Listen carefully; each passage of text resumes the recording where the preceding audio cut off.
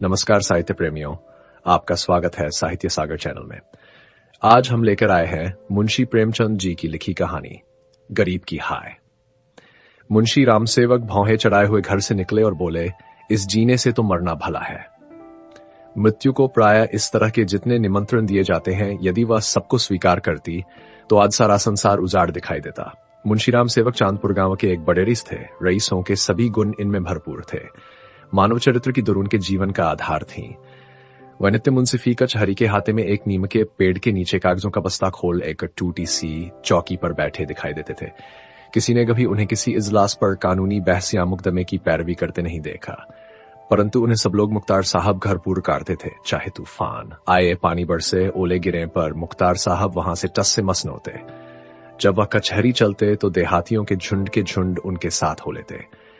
चारों ओर से उन पर विश्वास और आदर की दृष्टि पड़ती। सब में प्रसिद्ध था कि उनकी जीभ पर सरस्वती विराजती है। इसे वकालत कहो या मुख्तारी, परंतु यह केवल कुल मर्यादा की प्रतिष्ठा का पालन था। आमदनी अधिक न होती थी। चांदी के सिक्कों की तो चर्चा ही क्या, कभी कभी तांबे के सिक्के भी निर्भय उनके पास आने से हिचकते थे। मुंशी जी की कानूनदानी में कोई संदेह न था, परंतु पास के बखेड़े ने उन्हें विवश कर दिया था। खैर, जो हो, उनका यह पेशा केवल प्रतिष्ठा पालन के निमित्त था, नहीं तो उनके निर्वाह का मुख्य साधन आसपास की अनाथ मेंस पर खाने पीने में सुखी विधवाओं और भोले भाले किंतु धनी वृद्धों की श्रद्धा थी। विधवाएं अपना रुपया उनके यहां अमानत रखतीं। बूढ़े अपने कपूतों के डर से अपना धन उन्हें सौंप देते, पर रुपया एक बार उनकी मुट्ठी में जाकर फिर निकलना भूल जाता था। वह जरूरत पड़ने पर कभी कभी कर्ज ले लेते थे। भला बिना कर्ज लिए किसी का काम चल सकता है? भोर को सांझ के करार पर रुपया लेते, पर वह सांझ कभी नहीं आती थी। सारांश मुंशी जी कर्ज लेकर देना सीखे नहीं थे। यह उनकी कुल प्रथा थी। यही सब मामले बहुधा मुंशी जी के सुख चैन में विघ्न डालते थे। कानून और अदालत से तो उन्हें कोई डर न था। इस मैदान में उसका सामना करना पानी में मगर से लड़ना था। परंतु जब कोई दुष्ट उनसे भिड़ जाता, उनकी ईमानदारी पर संदेह करता और उनके मुंह पर बुरा भला कहने पर उतारू हो जाता, तब मुंशी जी के हृदय पर बड़ी चोट लगती। इस प्रकार की दुर्घटनाएं प्राय होती थी। हर जगह ऐसे ओछे लोग रहते हैं जिन्हें दूसरों को नीचा दिखाने में ही आनंद आता है। ऐसे लोगों का सहारा पाकर कभी कभी छोटे आदमी मुंशी जी के मुंह लग जाते थे। नहीं तो एक कुंजरिन की इतनी मजाल नहीं थी कि आंगन में जाकर उन्हें बुरा भला कहे। मुंशी जी उसके पुराने गाहक थे। बरसों तक उससे साग भाजी ली थी। यदि दाम न दिया जाए तो कुंजन को संतोष करना चाहिए था। दाम जल्दी या देर से मिल ही जाते, परंतु वह मुहफिट कुंजन 2 ही बरसों में घबरा गई और उसने कुछ आने पैसों के लिए एक प्रतिष्ठित आदमी का पानी उतार लिया। चुजलाकर मुंशी जी अपने को मृत्यु का कलेवा बनाने पर उतारू हो गए, तो इसमें उनका कुछ दोष न था। इसी गांव में मूंगा नाम की एक विधवा ब्राह्मणी रहती थी। उसका पति ब्रह्मा की काली पलटन में हवलदार था और लड़ाई में वहीं मारा गया। सरकार की ओर से उसके अच्छे कामों के बदले मूंगा को 500 रुपये मिले थे। विधवा स्त्री, जमाना नाजुक था।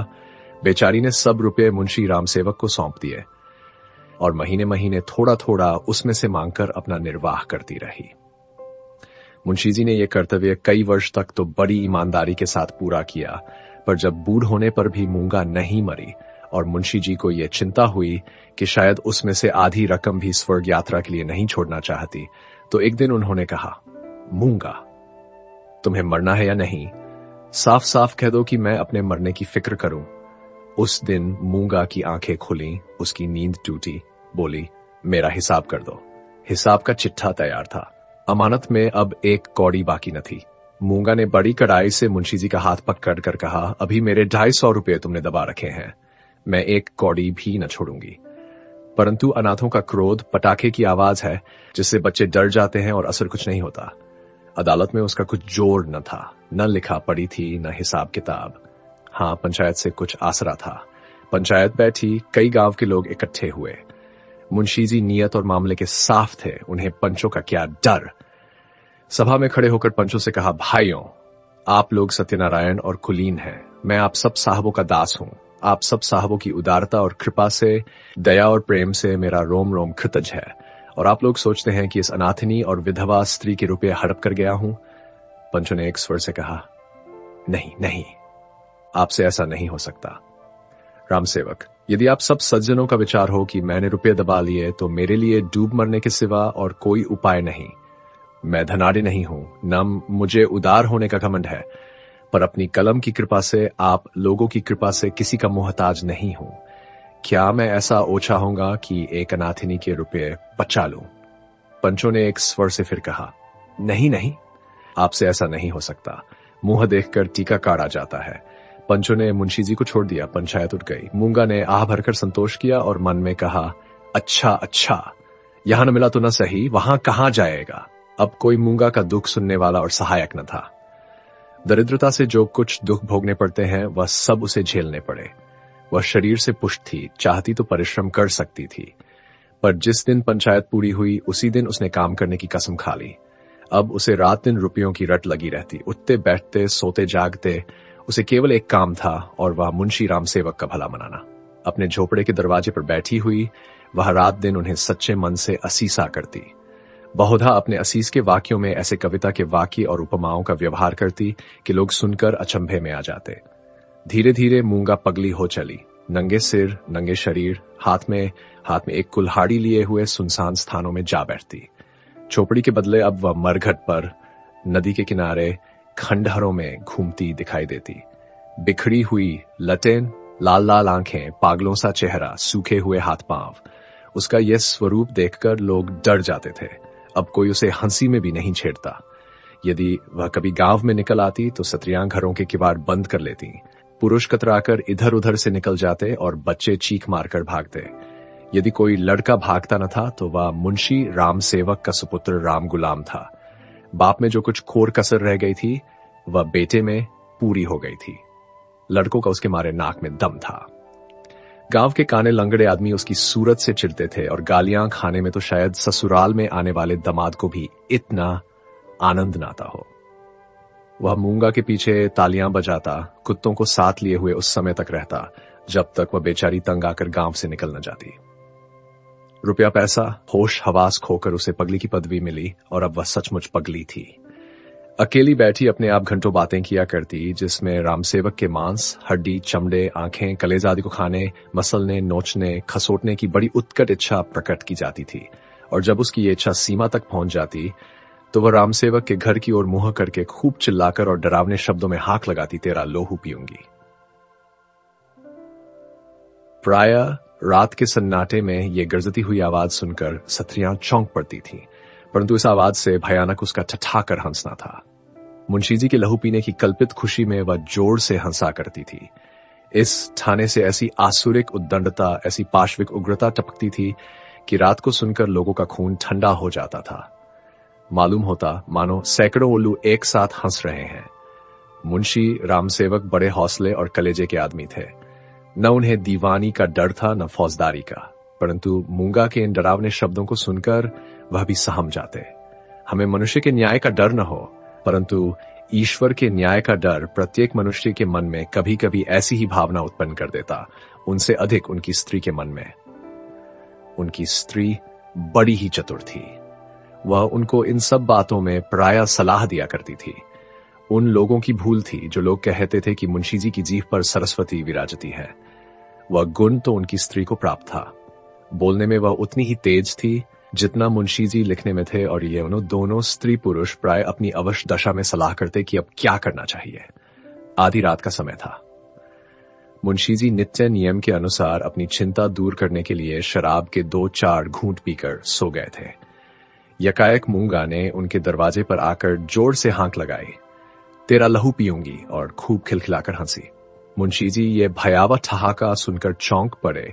डर के मारे पैर थर थर कांपने लगे, कलेजा धक धक करने लगा। दिल पर बहुत जोर डालकर उन्होंने दरवाजा खोला, जाकर नागिन को जगाया। नागिन ने झुझुलाकर कहा, क्या है, क्या कहते हो?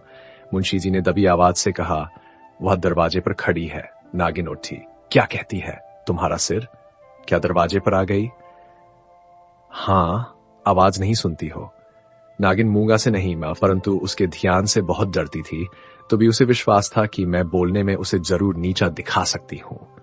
संभल कर बोली, कहो तो मैं उससे 2-2 बातें कर लूं, परंतु मुंशी जी ने मना किया। दोनों आदमी पैर दबाए ड्योढ़ी में गए और दरवाजे से झांक कर देखा मूंगा की धुंधली मूरत धरती पर पड़ी थी और उसकी सांस तेजी से चलती हुई सुनाई देती थी। रामसेवक के लहू मांस की भूख में वह अपना लहू और मांस सुखा चुकी थी। एक बच्चा भी उसे गिरा सकता था, परंतु उससे सारा गांव थर थर कांपता था। हम जीते मनुष्य से नहीं डरते, पर मुर्दे से डरते हैं। रात गुजरी, दरवाजा बंद था, पर मुंशी जी और नागिन ने बैठकर रात काटी। मूंगा भीतर नहीं घुस सकती थी, पर उसकी आवाज को कौन रोक सकता था। मूंगा से अधिक डरावनी उसकी आवाज थी। भोर को मुंशी जी बाहर निकले और मूंगा से बोले, यहां क्यों पड़ी है? मूंगा बोली, तेरा लहू पीऊंगी। नागिन ने बल खाकर कहा, तेरा मुंह झुलस दूंगी। पर नागिन के विष ने मूंगा पर कुछ असर न किया। उसने जोर से ठहाका लगाया। नागिन खिसियानी सी हो गई। हंसी के सामने मुंह बंद हो जाता है। मुंशी जी फिर बोले, यहां से उठ जा। नन उठूंगी। कब तक पड़ी रहेगी? तेरा लहू पीकर जाऊंगी। मुंशी जी की प्रखर लेखनी का यहां कुछ जोर न चला और नागिन की आग भरी बातें यहां सर्द हो गईं। दोनों घर में जाकर सलाह करने लगे, यह बला कैसे टलेगी, इस आपत्ति से कैसे छुटकारा होगा। देवी आती है तो बकरे का खून पीकर चली जाती है, पर यह डायन मनुष्य का खून पीने आई है। वह खून जिसका अगर एक बूंद भी कलम बनाने के समय निकल पड़ती थी तो 18 महीनों सारे कुनबे को अफसोस रहता और यह घटना गांव में घर घर फैल जाती। क्या वही लहू पीकर मूंगा का सूखा शरीर हरा हो जाएगा? गांव में यह चर्चा फैल गई, मूंगा मुंशी जी के दरवाजे पर धरना दिए बैठी है। मुंशी जी के आगमन में गांव वालों को बड़ा मजा आता था। देखते देखते सैकड़ों आदमियों की भीड़ लग गई। इस दरवाजे पर कभी कभी भीड़ लगी रहती थी। यह भीड़ राम गुलाम को पसंद न थी। मूंगा पर उसे ऐसा क्रोध आ रहा था कि यदि उसका वश चलता तो वह इसे कुएं में ढकेल देता।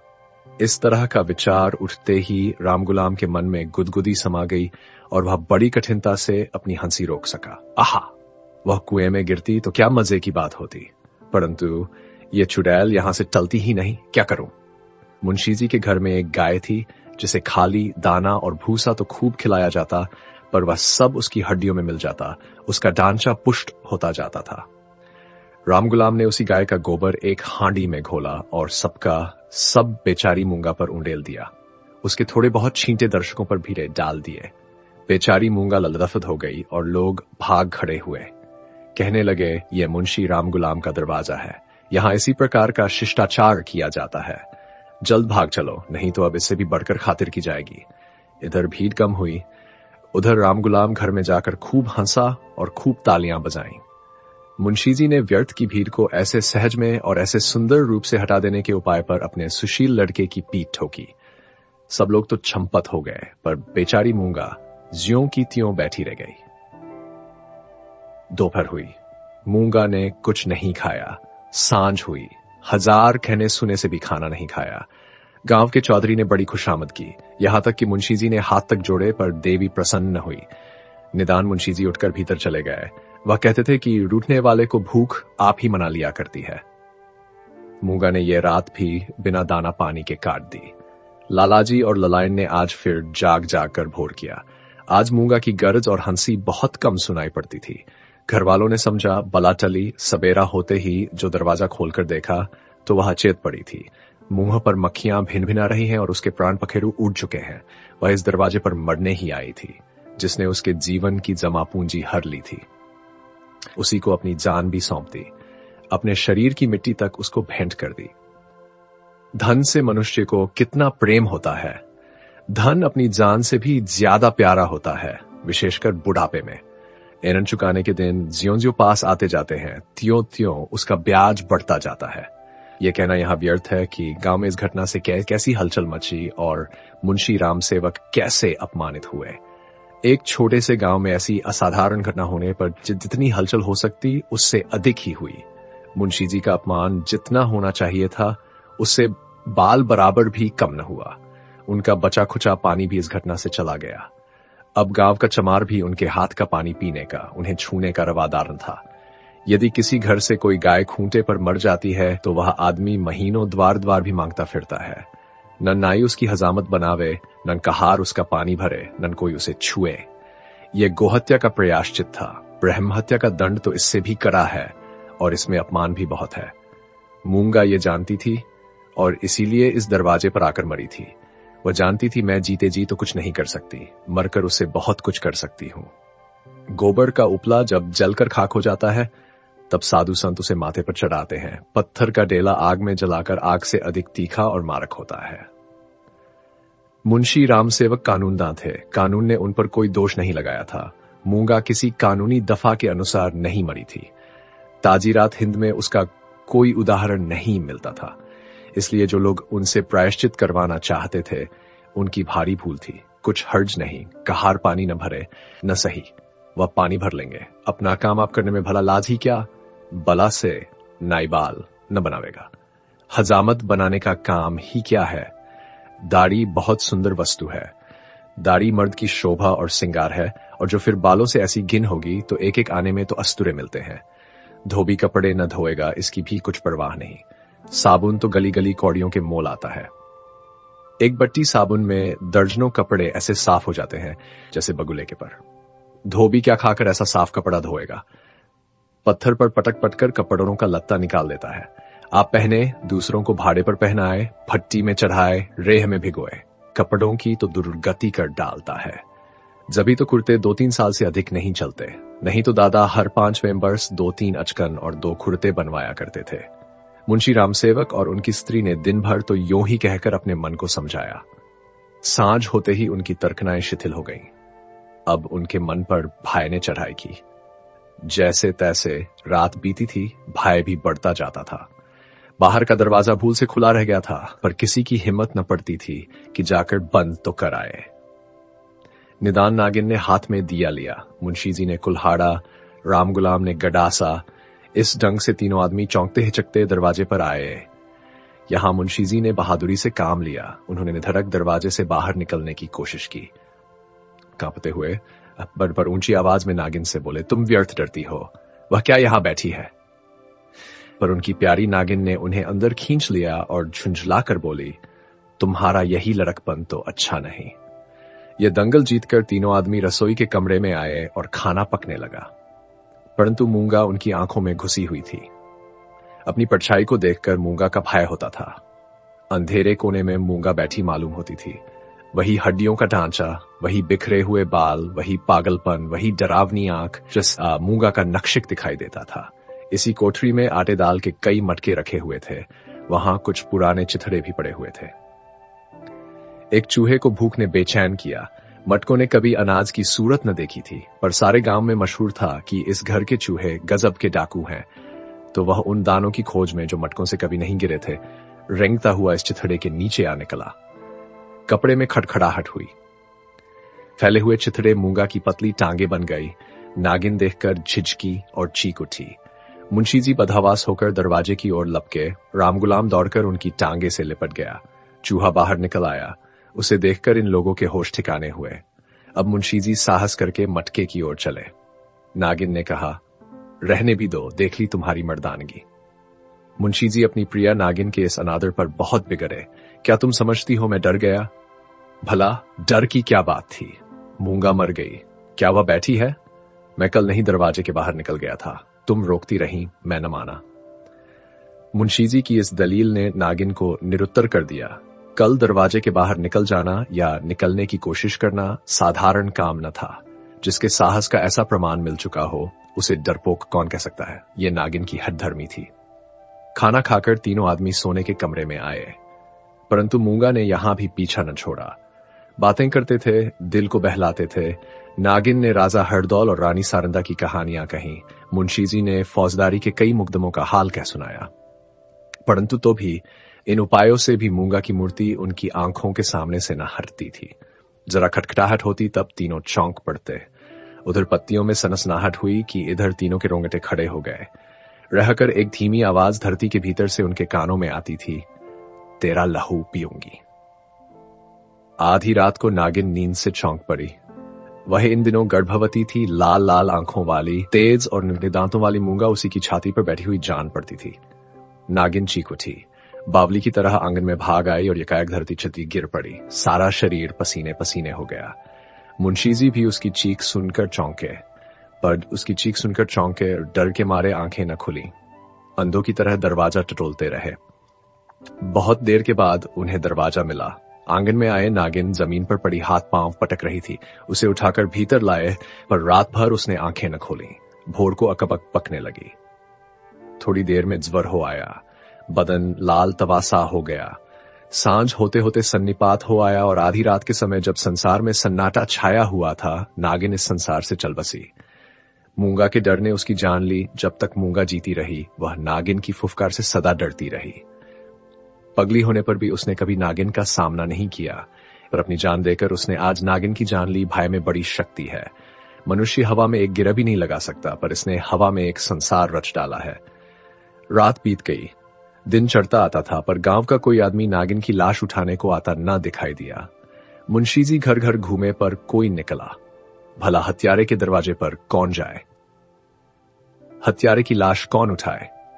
इस समय मुंशी जी का रोबदाब, उनकी प्रबल लेखनी का भय और उनकी कानूनी प्रतिभा एक भी काम न आई। चारों ओर से हारकर मुंशी जी फिर अपने घर आए। यहां उन्हें अंधकार ही अंधकार दिखता था। दरवाजे तक तो आए, पर भीतर पैर नहीं रखा जाता था। न बाहर ही खड़े रह सकते थे। बाहर मूंगा थी, भीतर नागिन। जी को कड़ा करके हनुमान चालीसा का पाठ करते हुए घर में घुसे। उस समय उनके मन पर जो बीती थी वही जानते थे।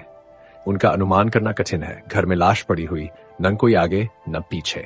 दूसरा ब्याह तो हो सकता था। अभी इसी फागुन में तो 50वां लगा है, पर ऐसी सुयोग्य और मीठी बोली वाली स्त्री कहां मिलेगी? अफसोस, अब तगादा करने वालों से बहस कौन करेगा? कौन उन्हें निरुत्तर करेगा? लेन देन का हिसाब किताब कौन इतनी खूबी से करेगा?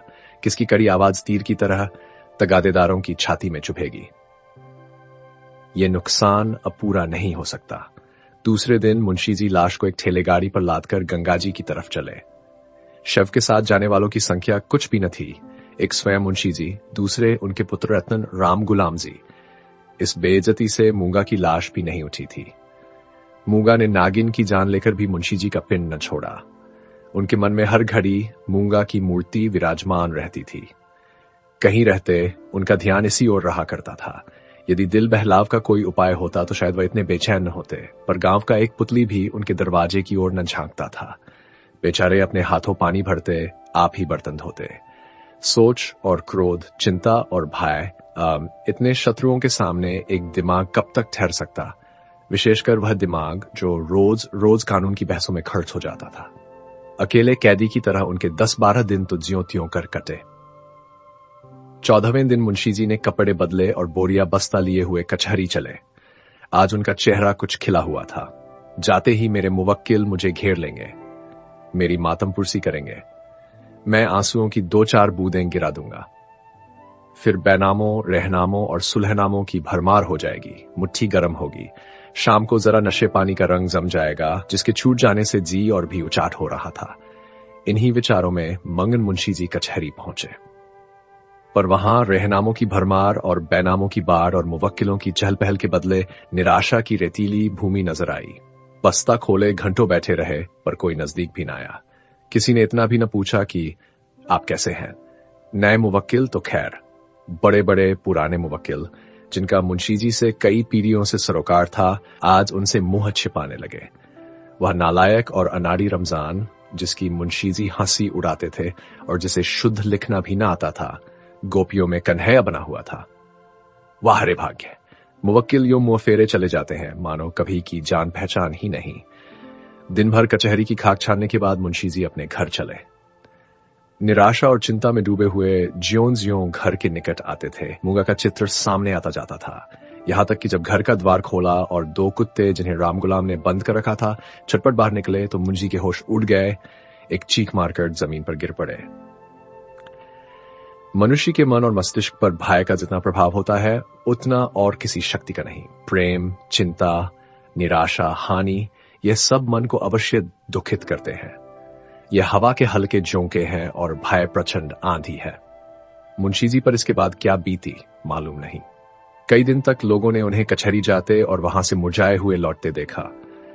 कचहरी जाना उनका कर्तव्य था, और यद्यपि वहां मुवक्किलों का अकाल था, तो भी तगादे वालों से गला छुड़ाने और उनको भरोसा दिलाने के लिए अब यही एक लटका रह गया था। इसके बाद वह कई महीने तक दिख न पड़े। बद्रीनाथ चले गए। एक दिन गांव में एक साधु आया, भभूत रमाए, लंबी लंबी जटाएं, हाथ में कमंडल। इसका चेहरा मुंशी रामसेवक से बहुत मिलता जुलता था। बोलचाल भी अधिक भेद न था। वह एक पेड़ के नीचे धूनी रमाए बैठा रहा। उसी रात को मुंशी रामसेवक के घर धुआं उठा, फिर आग की ज्वाला दिखने लगी और आग भड़क उठी। गांव के सैकड़ों आदमी दौड़े, आग बुझाने के लिए नहीं, तमाशा देखने के लिए। एक गरीब की हाय में कितना प्रभाव है। रामगुलाम मुंशी जी के गायब हो जाने पर अपने मामा के यहां चल गया और वहां कुछ दिनों रहा, पर वहां उसकी चाल ढाल किसी को पसंद न आई। एक दिन उसने किसी के खेत में मूली नोची। उसने 2-4 धौल लगाए। उस पर वह इस तरह बिगड़ा कि जब उसके चने खलिहान में आए तो उसने आग लगा दी। सारा का सारा खलिहान जलकर खाक हो गया। हजारों रुपयों का नुकसान हुआ। पुलिस ने तहकीकात की, रामगुलाम पकड़ा गया। इसी अपराध में वह चुनार के रिफॉर्मेटरी स्कूल में मौजूद है। यदि इस प्रस्तुति ने आपके हृदय को स्पर्श किया हो तो कृपया इस वीडियो को लाइक करें, कमेंट करें और इम साहित्य सागर चैनल को सब्सक्राइब करना न भूलें।